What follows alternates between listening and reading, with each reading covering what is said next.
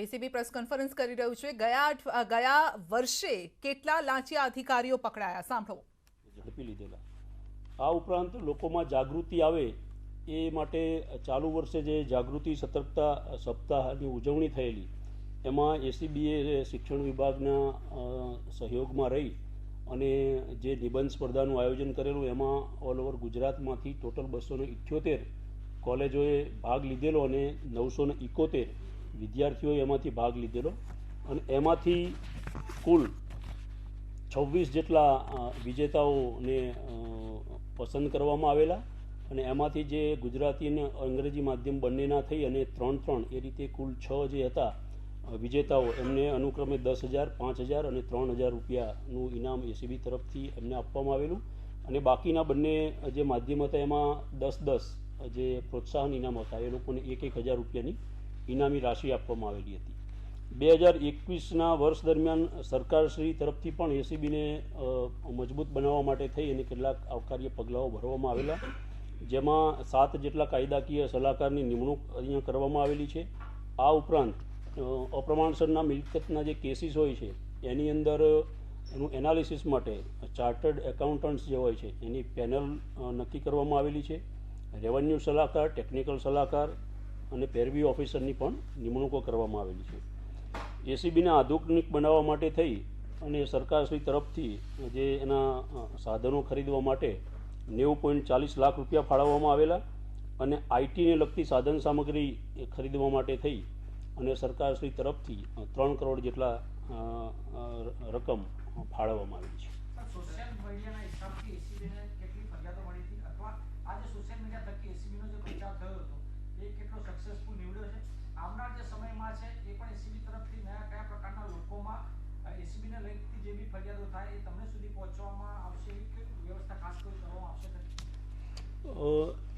Social મીડિયાના માધ્યમથી જે ફરિયાદો એસીબીને મળે છે એના આધારે પણ એસીબી જે આક્ષેપિત હોય છે એમના વિરુદ્ધમાં કાર્યવાહી કરે છે। રૂબરૂમાં જે અહીંયા અરજદારો આવે છે એ ઉપરાંત 1064ની અંદર પણ ગુજરાતના દરેક ખૂણેથી જે ફરિયાદીઓ હોય છે એમની ફરિયાદ આવતી હોય છે, તેના આધારે પણ એસીબી કાર્યવાહી કરે છે।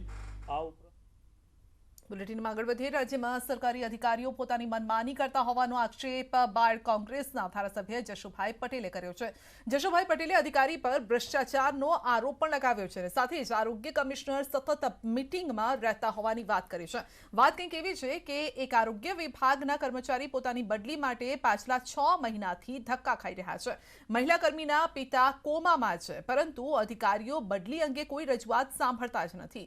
આરોગ્ય મંત્રી અધિકારીને બદલી કરી આપવા આદેશ કર્યો હોવા છતાં અધિકારીઓ કામમાં વ્યસ્ત હોવાનું કારણ આગળ ધરી કર્મચારીની બદલી અટકાવી રહ્યા છે। અને ત્યારે કોંગ્રેસના ધારાસભ્ય જશુ પટેલ હવે ઉગ્ર રજૂઆત સાથે આરોગ્ય કમિશનરની ઓફિસ બહાર ધરણા પર બેઠા છે। સાથે જ અધિકારીઓ પર ગંભીર આક્ષેપ પણ લગાવી રહ્યા છે કે તેમની સાથે પટ્ટાવાળા જેવું વર્તન કરવામાં આવે છે।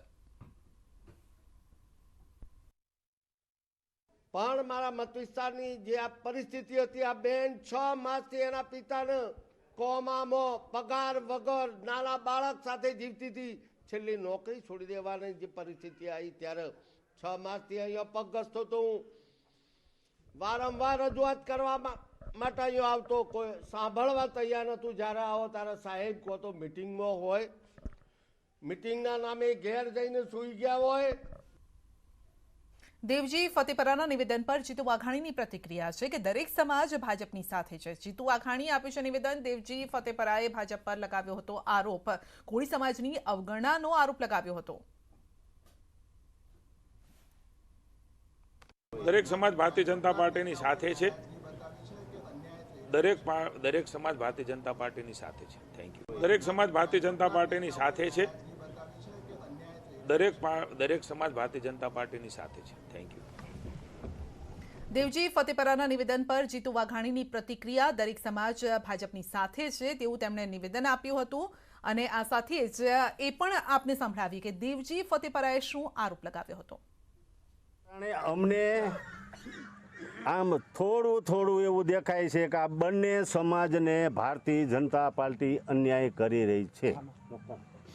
એટલે અમે વિનંતી કરી છે તમારા માધ્યમથી કે આવડો મોટો આ સમાજને તમે અવગણના કેવી રીતે કરી શકો? કોંગ્રેસવાળાને ખબર છે ને ભાજપવાળાને ખબર છે કે કુંવરજીભાઈની દેવજીભાઈ ફતેપરાની શું તાકાત છે.